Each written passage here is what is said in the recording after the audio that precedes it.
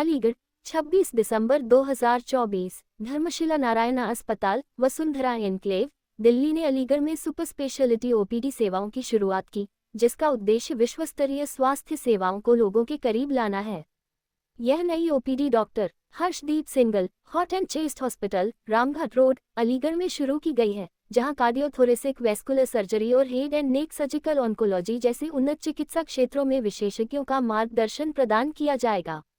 Doctor Amit Bathla, senior consultant cardiothoracic vascular surgery, ने इस पहल के बारे में कहा कि हृदय रोगों के बढ़ते मामलों के चलते समय पर और सटीक इलाज बेहद जरूरी है।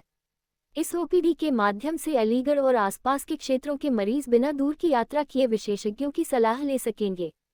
Doctor Ambesh Singh, head and neck surgical oncology heart disease होती हैं और vascular surgeries. He has varied experience in heart transplants, ECMO and VAD in the field of cardiac surgery.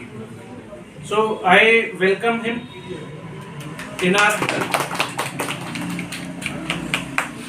Dr. Ambesh Singh हमारे बीच में है। He is a senior consultant head and neck surgical oncology.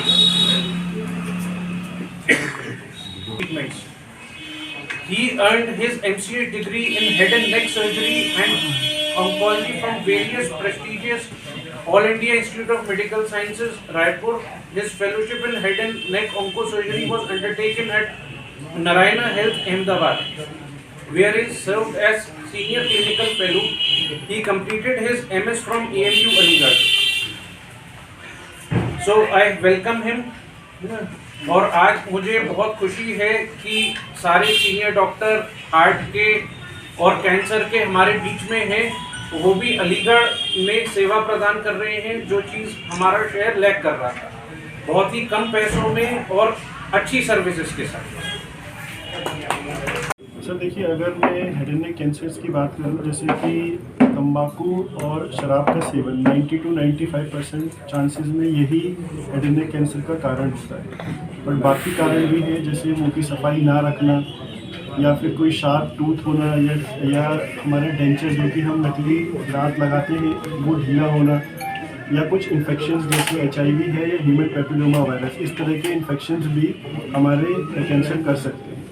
सबसे बड़ी बात, भले ही छोटी बात है, लेकिन इसका मुख्य कारण मैं आपको ये समझाना चाहता हूँ। लोग बायोप्सी से बहुत डरते हैं। सबसे पहले कहते हैं कि बायोप्सी करा लेंगे तो बीमारी फैल जाएगी।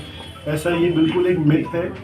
बीमारी का हमें पता लगाना, जब तक कि हम बायोप्सी नहीं करेंगे किसी का, तब तक हम उसको प्रूव नहीं कर सकते। ट्रीटमेंट हम तभी दे पाएंगे जबकि कोई भी कैंसर प्रूव होगा।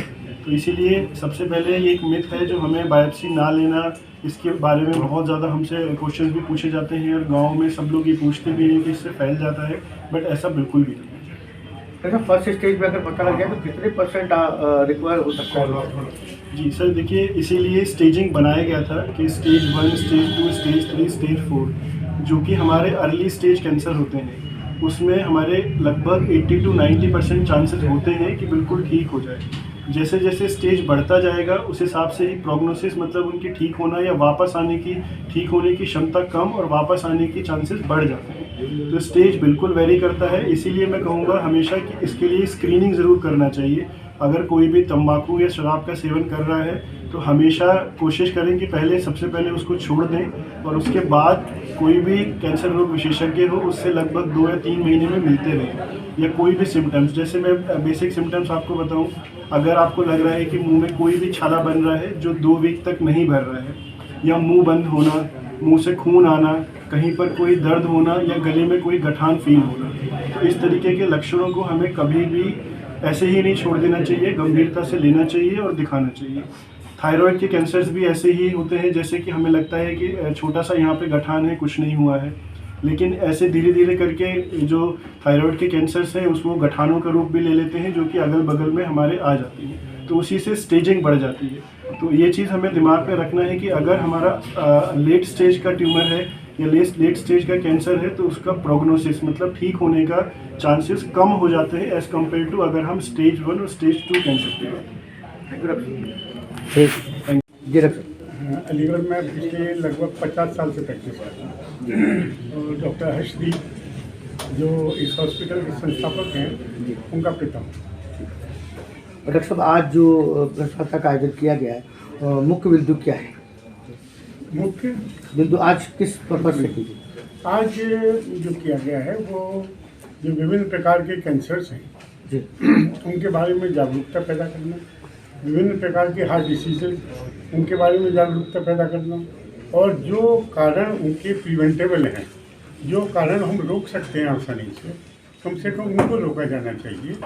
और दोनों ही बीमारियां कम उम्र पे देखी जा रही हैं, ज़्यादा तादाद में देखी जा रही हैं, तो उनको जितना हम रोक सकें, कुछ ऐसी वजह हुई हैं पर्टिकुलरली रिसेंट पास्ट में जिसकी वजह से उनका रोका जाना बहुत ज़रूरी है, अदरवाइज़ इनकी तादाद बढ़ सकती है। जैसे कि देखा जा रहा है, जैसे कि मरीजों में काफ़ी हद तक देखा जा रहा है। देखा जा रहा है।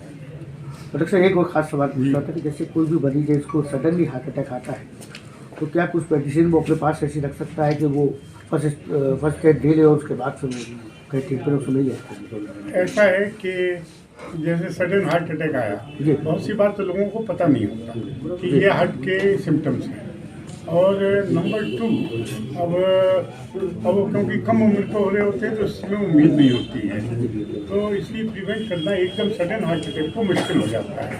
बाकी फिर भी लोग सॉबिटेट रखते रहे हैं, जीभ के नीचे रखते रहे हैं, लेकिन उससे सब काम नहीं बनती। लेकिन कुछ ऐसे कारण जरूर हैं जिनको कि हम लंबी तरीके से चलाते रहें तो हार्ट और कैंसर दोनों चीज़ों को हम अवॉइड कर सकते हैं, या कुछ वर्षों तक उनको और हम टाल सकते हैं। जैसे कि जिसको आ गया 30 साल में तो वो 80 साल में आए तो कुछ हद तक प्राकृतिक मान लिया जाएगा, लेकिन 30 साल या 40 साल का हार्ट अटैक प्राकृतिक नहीं बनेगा। कुछ सिम्टम्स बताइए डॉक्टर साहब, कोई सिम्टम्स ऐसे पेशेंट में देखे जा रहे हो जिससे लगता है कुछ हार्ट अटैक का? हार्ट अटैक के बारे में सिम्टम्स जानना चाहते हैं तो हार्ट अटैक में सबसे प्रमुख तो सीने में दर्द है ही, जो कि हर एक को मालूम है। सीने में दर्द पर्टिकुलरली विशेष रूप से बाएं तरफ, जो कि कई बार बाएं हाथ में फैल जाता है। दिल पे घबराहट होना, तेज पसीना आना, सांस लेने में दिक्कत होना, इसके अतिरिक्त दिल की अनियमित धड़कन होना, दिल की धड़कन उसको महसूस होना, और कम उम्र में ही सांस फूलना, ये बहुत अब इम्पोर्टेंट होता है। चढ़ने उतरने में कम उम्र में ही सांस फूलना, चढ़ने उतरने में। और उसका एक विशेष कारण ओबेसिटी भी है, फैट जमा हो जाता है बॉडी में। आप देखेंगे कि पहले जो बच्चे खेला करते थे फील्ड में, वो अब मोबाइल पे लगे रहते हैं, वो स्क्रीन पे उनका सारा टाइम बीत जाता है। स्कूल जाने के बजाय सारी पढ़ाई मोबाइल पे होने लग गई, बच्चे घर पे ही पढ़ने लग गए हैं। तो ये उनका जो फिजिकल एक्टिविटीज़ है वो कम हो रही हैं। खाने को वो खा रहे हैं चॉकलेट और अन्य वैसी चीज़ें जिसमें कि फैटी पदार्थ ज़्यादा है, सारा फास्ट फूड खाया जा रहा है। और क्योंकि माँ बाप भी खा रहे हैं इसलिए वो भी खा रहे हैं। कम उम्र में छिपके वो सिगरेट भी पी रहे हैं, कई बार शराब का सेवन भी शुरू हो जाता है। तो क्योंकि obesity, lack of activities, fast food और स्मोकिंग, कई बार ड्रिंकिंग, ये सब चीज़ें मिलके, और जैसा कि पहले डॉक्टर साहब ने कहा कि मेंटल स्ट्रेस लेवल तो हर आदमी का बढ़ गया। इन जनरल आप पाएंगे कि हर आदमी का, जो बच्चों की खेलने कूदने की उम्र थी उसमें वो कंपटीशन में लगा होता है, उसको बड़ी फिक्र होती है, उससे ज़्यादा उसके माँ बाप को फिक्र होती है। तो मेंटल स्ट्रेस लेवल बढ़ गया है। तो हमें दूसरा, एक अभी जो कोरोना हुआ 2 साल पहले, उसकी